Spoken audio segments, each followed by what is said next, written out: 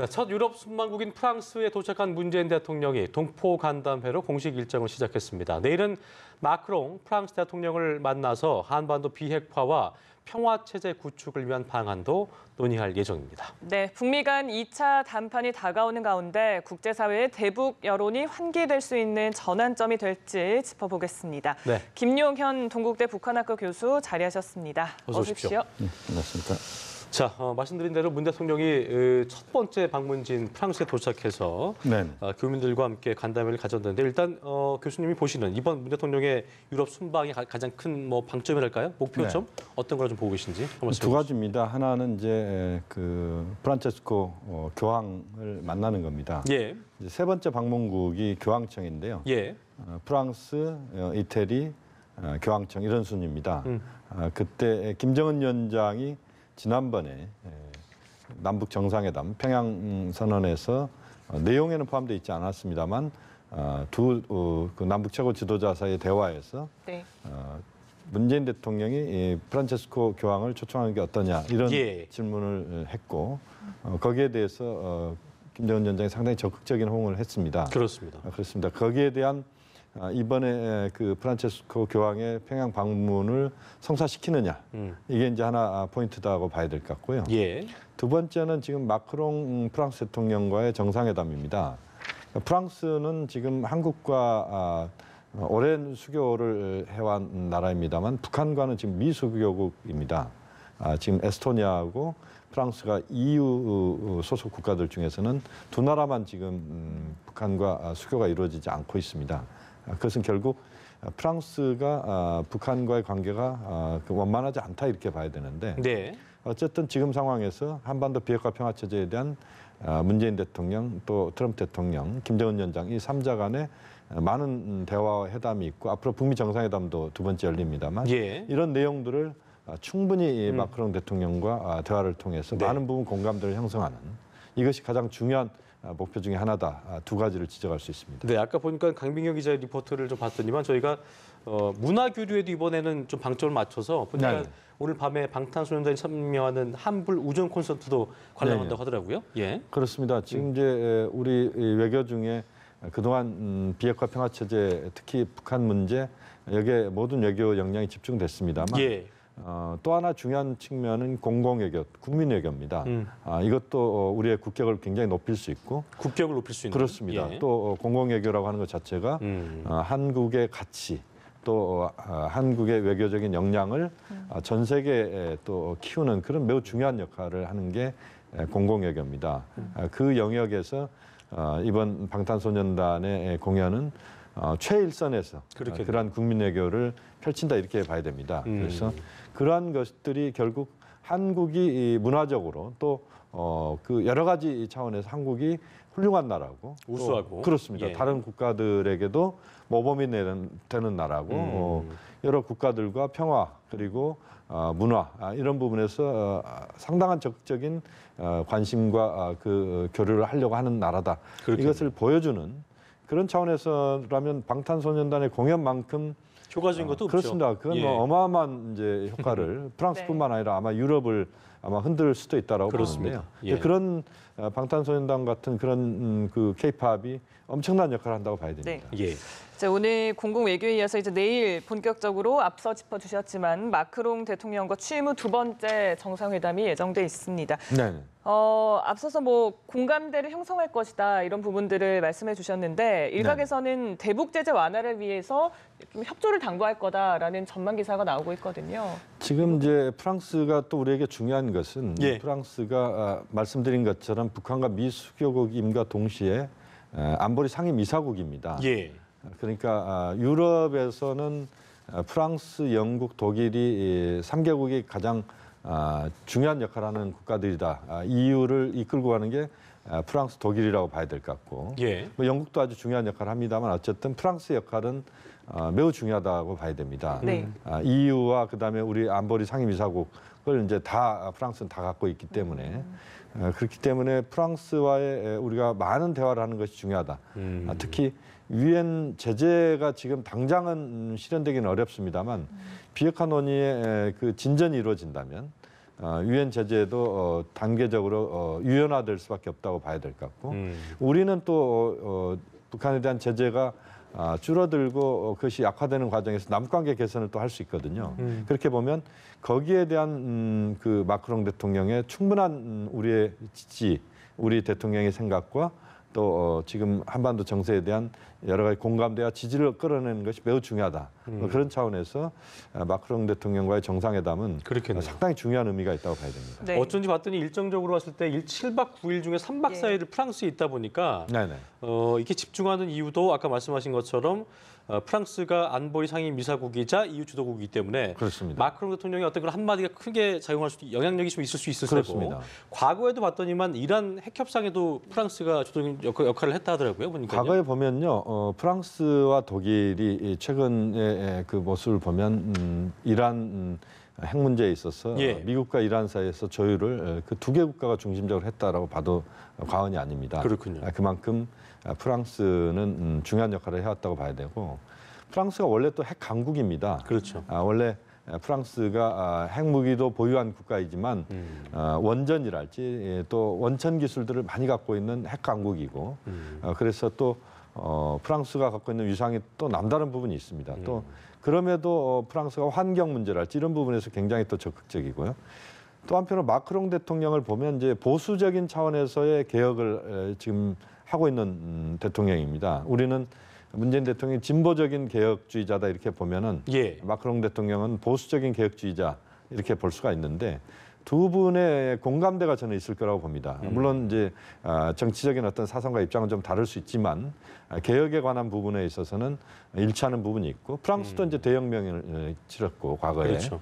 또 우리는 촛불혁명이 있었고 그래서 여러 가지 저는 많은 대화를 하면서 그 프랑스가 한국의 역할, 한국의 입장 또 한반도의 상황을 유럽 사회에 전파하는 데 있어서 많은 그렇죠. 역할을 해주길 기대하는 그런 차원에서 문재인 대통령의 많은 설명이 있을 네. 것이고 또 마크롱 대통령도 거기에 대한 지지가 있을 것으로 예상이 됩니다. 예. 네. 그러니까 이번 순방이 어떻게 보면 미국을 이제 넘어서 국제사회의 어떤 지지를 네네. 협조를 요청하는 그런 그렇습니다. 만남이 될 것 같은데 그렇습니다. 자, 또 하나의 관심이 문 대통령의 바티칸 방문입니다. 프란치스코 교황과 만나게 되는데 그동안 네. 사실 프란치스코 교황도 이 한반도의 평화와 관련해서 여러 메시지를 발신해 오지 않았습니까? 그렇습니다. 지금 이제 프란체스코 교황께서 상당히 진보적인 교황이다 이렇게까지 표현하는 건 좀 그렇습니다.만 프란체스코 교황의 출생 자체가 남아메리카입니다. 네. 또 아르헨티나 쪽이죠. 그렇습니다. 예. 아르헨티나고 그쪽 민중들의 어려움들도 많은 부분 공감하면서 사제 활동을 또 그런 사제 활동을 많이 해오신 분이고 네. 또 보면 그 평화에 대한 관심이 굉장히 높고 특히 한반도 문제에 대한 관심이 아주 높습니다. 그래서 지금 전개되고 있는 비핵화 평화체제 이 논의에 대해서도 관심을 많이 갖고 계시고 또 그동안에도 한반도의 평화에 대한 그런 여러 가지 그 표현들을 직접 하신 경우들이 많았습니다. 또 마침 문재인 대통령께서 취임하자마자 교황청에 또 한반도 평화에 대한 여러 가지 역할도 주문을 한 바도 있고 네. 그렇게 보면 이제 자연스러운 교황청 방문이다 이렇게 봐야 될 것 같고요. 예. 지난번 이제 평양 그 정상회담에서 문재인 대통령께서 프란체스코 교황 초청을 평양에 하면 어떠냐 이런 이야기를 김정은 위원장이 꺼냈고 김정은 예. 위원장이 아주 적극적으로 화답을 했습니다. 그렇죠. 그야말로 그 대환영이다 이렇게 이야기를 했는데 네. 이런 흐름이 지금 비핵화 평화체제 논의가 지금 약간 더딘 부분이 있습니다만 그러나 폼페이오 장관 방북 이후에 지금 방향을 잡고 있기 때문에 저는 올해 안에 교황께서 평양을 방문한다면 상당한 의미가 있고 또 그 자체가 김정은 위원장의 비핵화 의지를 보다 국제사회에 확인시키는 그렇죠. 미국과 한국, 일본, 중국, 러시아 정도가 아니고 유럽 그다음에 또 카톨릭이 전 세계에 퍼져 있기 때문에 교황께서 그 한반도에서의 비핵화에 대한 적극적 지지를 표현한 것 자체가 김정은 위원장이 보다 움직일 수 있는 그러니까 비핵화로 갈 수 있는 부분에 있어서 예. 다른 생각을 못하게 할 수도 있는 그런 차원에서 본다면 굉장한 의미가 있다. 그렇죠. 봐야 될것 그러니까 같습니다. 지금 말씀하신 대로 프란치스코 교황이 어떤 뭐 상징적으로 방문하는 것도 방문이지만 그렇습니다. 약간 그 평화 실현에 대해서 약간 적극성을 띠는 분이시기 때문에 네. 평양을 가게 된다면 예. 김정은 위원장 입장에서도 이제 교황까지 왔기 때문에 교황이 그런 평화의 메시지를 전달한다면 그렇습니다. 그 와중에 비핵화에 대한 의지를 철저히 관철시키지 않으면 안 될 수 없는 그렇게 그렇죠. 할 수밖에 없는 그러니까 그렇게 그걸 이제 굳힐 수 분위기를. 있는 기회가 될 수 있을 것 같아요. 그러니까 분위기를 그렇게 만들어가는 거죠. 예. 그러니까 프란체스코 교황께서 가셔서 김정은 위원장과의 회담을 통해서 예. 또 비핵화 의지를 김정은 위원장이 다시 한번 밝힐 거라고 보는데 그것은 이제 전 세계를 향한 또 다른 약속입니다. 그렇죠. 전 세계적인 종교 지도자와의 약속이라고 봐야 되고 또 그 자체가 결국 김정은 위원장이 적극적으로 움직일 수 있는 힘이 될 수 있고 또 김정은 위원장이 보통 국가의 최고 지도자로서의 어떤 정상적 지도자 이미지를 본인도 부각시키는 그런 아주 중요한 또 기회가 될 수 있습니다. 그런 점에서 본다면 교황께서도 마찬가지고 김정은 위원장도 역시 이번 그 교황의 평양 방문이 이루어진다면 서로 아주 좋은 그런 성과를 거둘 수 있다. 예. 이런 점에서 저는 빨리 이루어질수록 좋다고 봅니다. 예. 네. 자, 이렇게 분위기가 형성되는 가운데 2차 북미 정상회담 얘기도 좀 나눠봐야 될 것 같은데 네네. 연말에 이뤄질 수 있다는 분석도 나오고요. 존 네네. 볼턴 보좌관은 2달 정도 후에 진행이 될 거다라고 언급을 하기도 했습니다. 네네. 근데 이게 이제 시점을 놓고 좀 네네. 북미 간 협상이 잘 진행이 되는 건지 아니면 진행이 좀 논의가 좀 더딘 건지 그렇죠. 궁금한데 어떻게 보세요? 지금 이제 그 볼턴 보좌관의 이야기를 우리가 액면 그대로 보면은 약간 좀 늦어지는 것 아니냐 이런 느낌이 들 수도 있습니다. 이제 두어 달 안이라고 하는 것은 올해 아니다 이렇게 볼 수가 있을 것 같은데요. 근데 보통 뭐 미국 같은 경우 크리스마스 휴가철을 12월 한 달 정도로 잡은다면 대체로 11월 달 안에 아마 저는 북미 정상회담이 열릴 거라고 봅니다. 그렇게 이제 11월 내에. 11월 내에. 네. 그런데 이제 지금 볼턴 보좌관은 조금은 이제 그 시점 자체를 조금 12월까지 이야기를 하는 느낌인데. 네. 그러나 지금 이제 북미 간의 이견이 아주 크다라기보다는 하나 둘씩 지금 접점을 찾아가는 데 있어서 상당히 심사숙고하고 있다. 그리고 또 그 접점을 찾아가는 이 과정에서 좀 더 완벽한 그런 그 사전 조율, 2차 북미 정상회담 이전에 조율이 다 끝나야 되기 때문에 폼페이오 장관의 지난 평양 4차 방문은 이제 사전 조율의 성격도 굉장히 컸다고 봐야 되고 예. 아마 그 정상회담 장소 문제나 시기와 관련된 문제도 상당 부분 진척이 돼 있을 거라고 봅니다. 다만 예. 이제 실무적 차원에서 비핵화와 관련된 부분에 있어서 좀 더 구체성을 띄워야 될 것이고요. 그렇습니다. 예. 이제 그 부분에서 비핵화의 어떤 일정과 관련된 문제랄지 또는 비핵화 관련된 뭐 리스트와 관련된 부분에서 아직 이견이 좀 덜 해소된 부분들을 좀 더 그 적극적으로 실무적인 차원에서 시간을 갖고 좀 다뤄야 되는. 그 전에 문제 폼페이오 때문에. 장관의 방문이 또 있을 수도 있겠네요. 어떤 저는 협상을 좀 위해서. 지금 협상이 조금 시간을 그 더디게 갈 수밖에 없다면 폼페이오 장관의 방북도 다시 이루어질 수 있다라고 봅니다. 알겠습니다. 자, 그리고 남북이 내일 판문점에서 고위급 회담을 열고 평양 공동선언 이행 방안들을 논의한다고 하는데 네. 박차를 가하는 개념인 건데요. 관심이 높은 건 이제 또 남북철도 연결 사업인데 네. 이게 올해 내에 착공식을 열기에는 좀 과제들이 많은 것 같아요. 그러니까 네네네. 내일 회담에서도 이런 어떤 구체적인 합의 사항들이 좀 도출될 수 있을까요? 아마 이제 그 평양 정상회담, 평양 정상선언 이후에 최초로 열리는 고위급 회담 아니겠습니까? 그렇죠. 예. 이번 이제 대표단들의 면면을 보면 우리가 어떤 내용을 다룰지 대충 알 수가 있습니다. 지금 이제 조명균 장관이 수석 대표고, 그리고 이제 천혜성 통일부 차관, 네. 또 우리 김정열 국토교통부 2차관이 갑니다. 이건 이제 철도 문제 때문에, 철도 도로 때문에 가는 것이고요. 그다음 노태광 문체부 2차관이 갑니다. 이건 이제 지금 그 서울 가을 공연, 가을이 왔다 이 공연을 하기로 하지 않습니까?